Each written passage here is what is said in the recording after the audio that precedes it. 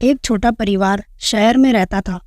घर का मुखिया रोहन एक प्राइवेट कंपनी में मैनेजर की पोस्ट पर था और उनकी पत्नी सोनिया हाउसवाइफ थी। उनके 2 बच्चे राहुल और रानी थे। दोनों बच्चों में 1 साल का अंतर था। रोहन के माता पिता गांव में रहते थे। एक दिन रोहन के माता पिता गांव से शहर बच्चों से मिलने आए। रोहन उन्हें लेने रेलवे स्टेशन पर गया और आधे घंटे बाद उनकी ट्रेन आ गई। रोहन ने उनका सामान लिया और उन्हें गाड़ी में बिठाकर घर की तरफ चल दिया। गाड़ी में बैठते ही रोहन के माता पिता ने कहा कि हमारा पोता कैसा है। रोहन ने कहा कि आप घर ही चल रहे हो, मिल लेना। रोहन की माँ ने कहा कि हम तेरे लिए और पोते के लिए अचार भी लाए हैं, पर तेरे पिताजी रास्ते में सोए ही नहीं। उन्हें डर था कि कोई सामान चुरा ना ले जाए। और ये कहकर रोहन और उसकी माता हंसने लगी। रोहन के पिता ने कहा कि तुम दोनों मिलते ही मेरी बेइज्जती करने लग जाते हो, और पूछा कि मेरा पोता कितना बड़ा हो गया। रोहन ने कहा बस घर पहुंचने वाले हैं पिताजी, देख लेना। 10 मिनट बाद रोहन और उसके माता पिता घर पहुंच गए। उन्होंने घर की घंटी बजाई। घंटी की आवाज़ सुनते ही रानी भागी भागी गई और बोली, माँ, दादा दादी आ गए। फिर उन्होंने दरवाज़ा खोला और रोहन की पत्नी ने उनके पैर छुए और नमस्ते की, और उसके बाद रानी ने भी उनके पैर छुए। लेकिन रोहन के माता पिता ने कहा ठीक है, और बोल पड़े कि मेरा पोता राहुल कहाँ है। सोनिया ने कहा कि वो बाहर खेलने गया है, अभी आ जाएगा, आप इतने फ्रेश हो जाओ, मैं चाय बना देती हूँ। सोनिया ने चाय बनाई और सबने एक साथ बैठकर चाय नमकीन लिया। कुछ देर बाद राहुल खेलकर घर आया और दादा दादी को दूर से ही नमस्ते करके अपने कमरे में चला गया। दादा ने आवाज़ लगाई कि राहुल इधर आ बेटा, हमारे पास आकर बैठ। लेकिन राहुल कमरे से बाहर नहीं आया। राहुल की माँ कमरे में गई और बोली कि तुम्हें दादा बुला रहे हैं, तुम एक बार सुनते क्यों नहीं हो। सोनिया राहुल को बाहर ले गई और बोली कि दादा दादी के पैर छुओ। इतने में दादा दादी एक साथ बोले, अरे नहीं नहीं बेटा, तुम हमारे पास आकर बैठो। लेकिन राहुल इतनी देर में बोला, मुझे मैच देखना है, मैं वहाँ जा रहा हूँ। फिर रीना बोली अपने दादा दादी से, उसे जाने दो, मैं आपके पास बैठी हूँ ना। तो दादा ने जवाब दिया कि जाओ कुछ काम कर लो, और रीना की माँ को बोलने लगे कि तुम इसे घर का काम सिखाती हो ना।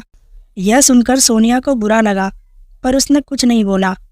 वह रीना को लेकर दूसरे रूम में चली गई। कुछ दिन बाद स्कूल में दोनों का रिजल्ट आया और उसमें रीना क्लास में फर्स्ट आई, वहीं राहुल फेल हो गया। स्कूल वालों ने रीना को ट्रॉफ़ी दी। वह खुश होकर ट्रॉफ़ी लेकर घर आई और दादा दादी और अपने पापा को बोली, देखो मैं क्लास में फ़र्स्ट आई हूँ और मुझे ये ट्रॉफ़ी मिली है। उसकी ट्रॉफ़ी से कोई खुश नहीं था सिवाय उसकी माँ के। जब सबने पूछा कि राहुल तेरे कितने नंबर आए, तो रीना बोली, भाई फेल हो गया। इस बात पर रोहन ने रीना को डांट दिया और कहा, जाओ कुछ काम कर लो। और राहुल को बोलने लगे, कोई बात नहीं बेटा, अगले साल पास हो जाओगे, मैं तुम्हारे लिए नई साइकिल लाया हूँ, तुम जाओ मज़े करो। यह देख सोनिया को बहुत दुख हुआ। वह भी जानती थी कि रोहन भी रीना से खुश नहीं थे। स्कूल खत्म हो गए और रीना स्कूल में टॉप पर आई, वही राहुल बस ले दे के पास हुआ। रोहन ने राहुल का एडमिशन एक इंजीनियरिंग कॉलेज में डोनेशन देकर करवा दिया। और जब सोनिया ने कहा कि रीना का भी एडमिशन करवा दो, इस बात पर रोहन ने सोनिया को गुस्से में कहा कि अब उसे और आगे पढ़ने की ज़रूरत नहीं है। माँ पिता का फ़ोन आया था कि गांव में उन्होंने एक लड़का देख रखा है, उसके साथ इसकी शादी करा देते हैं। यह सुनकर सोनिया को भी गुस्सा आया और बोली, मैं जानती हूँ कि जब से रीना हुई है तुम उससे खुश नहीं हो, फिर भी मैं कुछ नहीं बोली, और ना ही तुम्हारे माता पिता खुश हैं रीना से, पर मैंने उनसे भी कभी पलटकर जवाब नहीं दिया। लेकिन अब मैं आप लोगों की नहीं सुनूंगी और मैं अपनी बेटी को आगे पढ़ाऊंगी। रोहन बोला, ठीक है पढ़ाओ, मैं देखता हूँ कि यह क्या झंडे गाड़ती है, लेकिन मैं इसके लिए 1 रुपया नहीं दूंगा। सोनिया बोली, मैं अपनी बेटी को खुद पढ़ा सकती हूँ, मुझे आप लोगों की ज़रूरत नहीं है। रीना को स्कॉलरशिप मिली और उसने अपने दम पर अपनी माँ की मदद से इंजीनियरिंग में एडमिशन लिया और वह कॉलेज में भी टॉपर निकली और वह पायलट बन गई। वह प्रैक्टिस के लिए बाहर देश चली गई। उधर राहुल कॉलेज में फेल हो गया। जब उसके पिता ने पूछा कि क्या हुआ बेटा, तो उसने कहा कि पापा मैं फेल हो गया। मैंने तो आपको कहा था कि मेरा पढ़ने में मन नहीं लगता, लेकिन आपने नहीं सुनी। इस बात पर सोनिया बोली कि हमने तेरे कहने पर ही तुझे उस कॉलेज में एडमिशन दिलवाया था। तो रोहन बोला, पुरानी बातें खत्म करो और ये बताओ अब क्या करना चाहते हो बेटा तुम। इस बात पर राहुल ने कहा, मैं बिजनेस करना चाहता हूँ, मुझे 20 लाख दो। इस बात पर रोहन ने कहा, राहुल हमारे पास इतने पैसे नहीं हैं।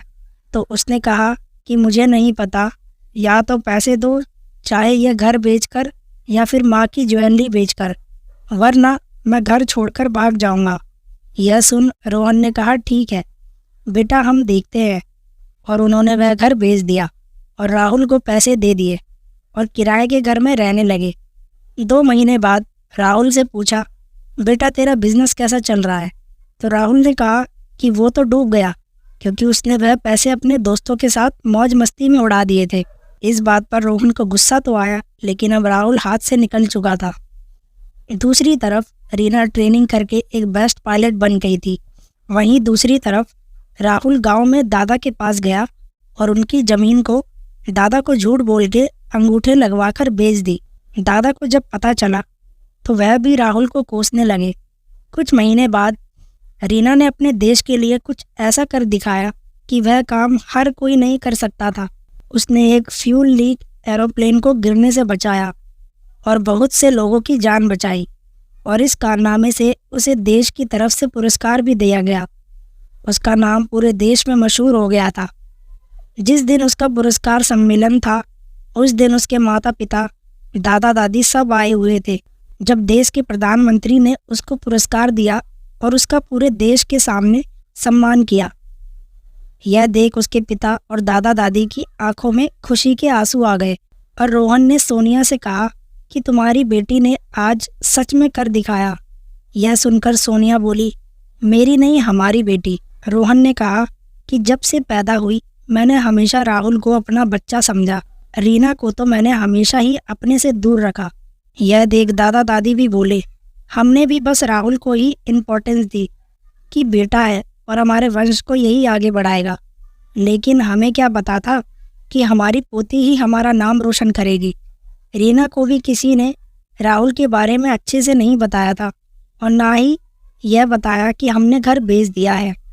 इसके बाद जब रीना को सब पता लगा तो उसने राहुल से बात की और उसे समझाया। राहुल को बात समझ आई, लेकिन बहुत देर हो गई थी।